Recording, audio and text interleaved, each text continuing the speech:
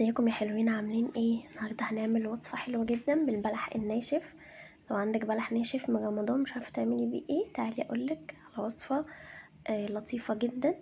هتجيبي البلح، تطلعي منه النوى، تتاكدي ان هو بلح ناشف علشان يبقى سهل معاكي. هتطلعي منه النوى وهتحاولي تكسريه بالهون او باي حاجه، ممكن تكسريه كمان اكتر من كده. انا ما كانش عندي هون دلوقتي يعني. على فكرة دولة الجزائر هي دولة مشهورة قوي بان هي بتحول البلح الناشف للسكر البني. ممكن ان احنا نستبدله بالنسبة للأطفال طبعا، ان انتي تحللهم اي حاجة بالسكر بالبلح هيبقى افضل وافيد لهم طبعا من السكر الابيض. هنحطه بقى في المطحنة وهنطحنه كويس جدا، مش في الكبة مش هينفع تعمليه في المطحنة علشان يتطحن معاكي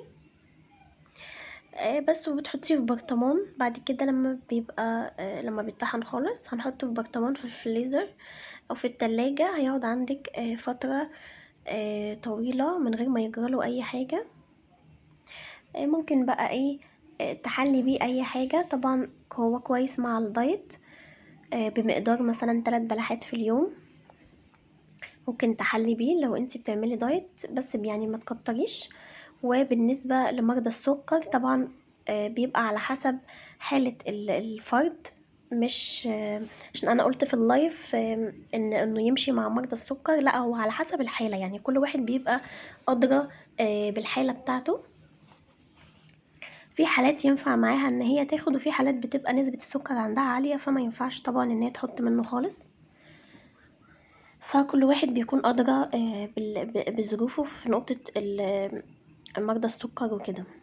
فحبيت ان انا اكد عليكم النقطة دي.